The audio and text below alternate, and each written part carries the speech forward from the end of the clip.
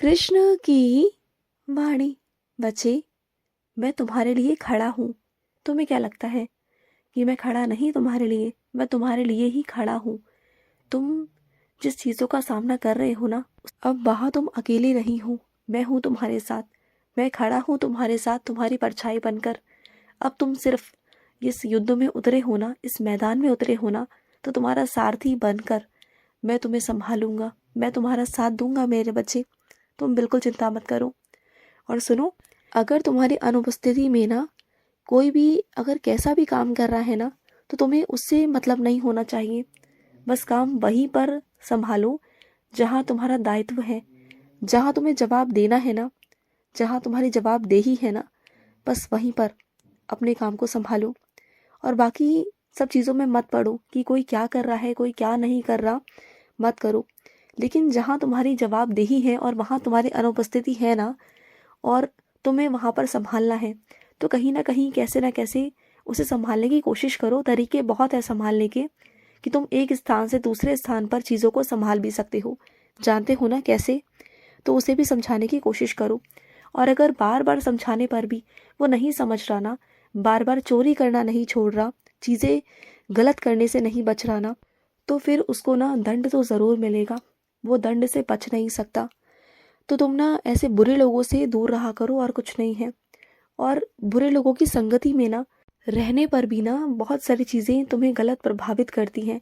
तुम चाहे कितने भी गलत ना हो, चाहे तुम कितने भी अच्छे हो, तुम्हारे अंदर सकारात्मकता हो, लेकिन अगर फिर भी बुरे लोगों में उठोगे, बैठोगे, संगति में रहोगे ना कहीं से कुछ ना कुछ उनकी कुछ चीज़ें ऐसी हैं जो आज नहीं तो कल तुम अपने अंदर ले लोगे। और वो तुम्हारे कल के लिए अच्छा नहीं, तुम्हारे भविष्य के लिए अच्छा नहीं। बस मैं यही कहना चाहता हूँ कि बुरी संगति से बचो। पता है कभी कभी क्या होता है, जब हम बुरे लोगों में बैठते हैं, उठते हैं ना, तो हम चाहे कितना भी मना कर ले, कितना कुछ भी कर ले ना, लेकिन कहीं ना कहीं हमारे अंदर ना एक बुरा मन भी छुपा हुआ है जो कहता है कि कर ले, कोई बात नहीं, करने से कुछ नहीं होगा। तुम्हारा अंदर का जो शैतान है ना, वो बार बार ये बोलने की कोशिश करता है, लेकिन तुम्हारी पवित्र आत्मा तुम्हें याद दिलाती है कि नहीं, तुम कृष्ण के बच्चे हो, तुम उस ईश्वर के बच्चे हो कि तुम ऐसा मत करो।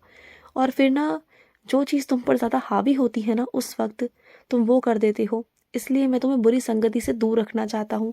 मैं चाहता हूँ कि तुम बुरी संगति से दूर रहो, जिससे कि तुम जो बुरी चीज़ें हैं ना, वो तुम पर हावी ना हो जाए। तुम पर इतनी हावी ना हो कि तुम अच्छाई को छुपा करना बुराई करना शुरू कर दो, गलत करना शुरू कर दो। मैं ये कभी नहीं चाहता।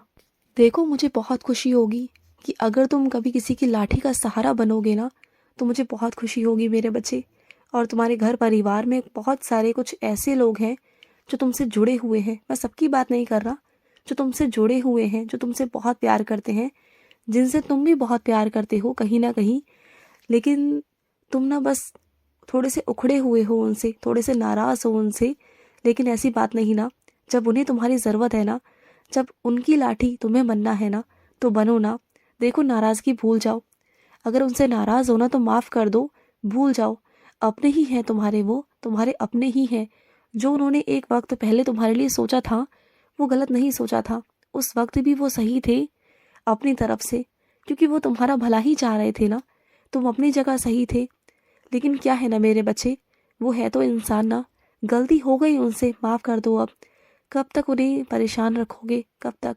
और कहीं ना तुम भी परेशान रहते हो उन्हें लेकर। तो फिर माफ़ कर दो ना और बात कर लो उनसे, समझो बात को। और सुनो, चीज़ों का अनुमान मत लगाया करो। जब तक उस तह तक ना पहुंच जाओ ना, उन चीज़ों तक ना पहुंच जाओ, तो अनुमान मत लगाया करो कि सच में क्या वैसा ही है, और उसे लेकर तुम मन गढ़ंत कहानियाँ बहुत सारी अपने अंदर बना लेते हो। तो ऐसा मत किया करो। किसी की बातें सुनकर ना, छोटी छोटी बातें सुनकर बहुत बड़ा फितूल बना लेना, ये कहाँ की समझदारी है? जब तक तुम सच नहीं जानते ना, तो किसी के बारे में तुम कुछ नहीं कह सकते। बात को समझा करो। और जो तुम प्रयास कर रहे हो ना, वो प्रयास करते चलो। उन प्रयासों में ना कोई भी कमी मत आने देना, बिल्कुल मत आने देना। क्योंकि प्रयास जो तुम कर रहे हो, कोशिश जो तुम कर रहे हो ना, उसका निश्चित ही तुम्हें फल भी मिलेगा। तुम देख लेना। तुम ना ये सोचना बंद कर दो कि क्या चल रहा है, और अन्य लोगों की बातों को सुनकर ना अपने दिन को काटना बंद कर दो। तुम क्या करते हो? लोगों की बातों को सुनते हो और अपना दिन ऐसे ही काटते हो। तो ये सब बंद करो। अब से तुम पता है क्या करोगे? अब से तुम नकारात्मक लोगों से दूर रहोगे और अपनी शुरुआत खुद से करोगे। अब तुम ना नकारात्मक चीज़ें सोचोगे नहीं, तुम शुरुआत करोगे समाधान ढूंढने की, क्योंकि जहाँ तुम्हारी चीज़ें समाधान ढूंढने में नहीं जाती ना, तुम अपना खुद का नुकसान कर बैठे हो।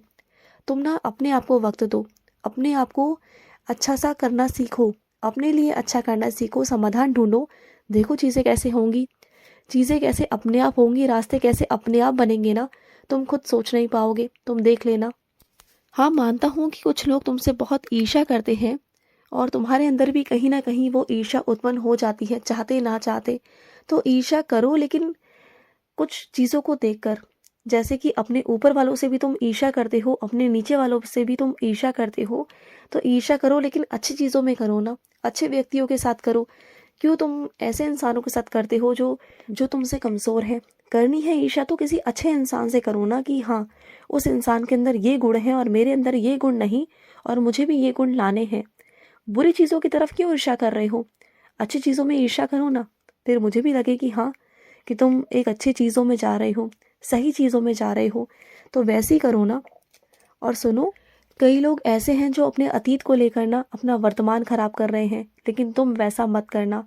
ना तुम अपने अतीत को लेकर अपना वर्तमान खराब करना, और ना ही अपने वर्तमान से अपना भविष्य, क्योंकि तुम्हारा भविष्य तुम्हारे वर्तमान से ही जुड़ा हुआ है। इसे मत खराब करो, इसे बिल्कुल भी मत खराब करो किसी की भी बातों में आकर। अपनी पिछली ज़िंदगी को भूलने में ही तुम्हारी भलाई है। जितना उसे याद करोगे, जितना परेशान रहोगे, खुद भी परेशान रहोगे। और कुछ चीज़ों को लेकर ना जिद करना छोड़ दो।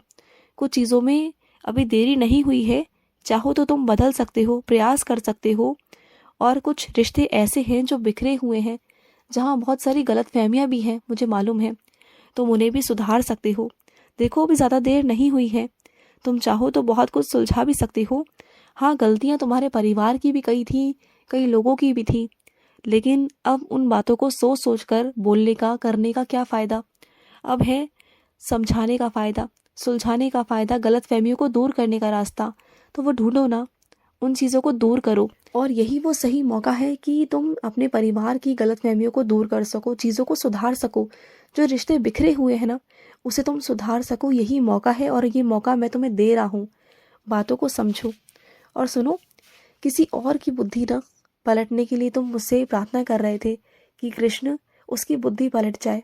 तो सुनो, तुम्हें मैं वैसा माध्यम बनाऊंगा कि तुम किसी और की बुद्धि को पलट सको। कुछ ऐसी चीज़ें तुम्हें बताऊंगा, ऐसी चीज़ें करवाऊंगा ना, कि शायद तुम्हारी वजह से ना किसी की ज़िंदगी में सुधार आ सके, किसी की ज़िंदगी में बदलाव आ सके। तुम जो उसे समझाना चाह रहे हो ना, तुम समझा पाओ उसे, तुम वो दिखा पाओ जो तुम उसे दिखाना चाह रहे हो। और जो बच्चे मेरा स्मरण करते हैं ना, जो बच्चे मुझे दिन रात याद करते हैं ना, तो उनका उत्थान तो होना निश्चित ही है। उनका उत्थान, उनका विकास तो कोई रोक ही नहीं सकता, उनकी उन्नति कोई रोक नहीं सकता, क्योंकि उनके साथ मैं हूँ, तुम्हारा कृष्ण है।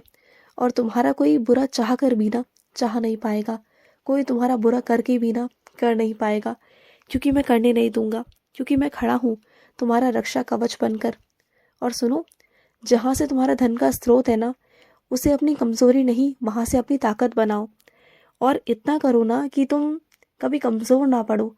धन तुम्हें मिलेगा, बहुत मिलेगा, लेकिन उसे संभाल के रखना भी तुम्हें आना चाहिए। तुम्हें धन बहुत देता हूँ मैं, लेकिन आता है चला जाता है, तुम संभाल नहीं पाते।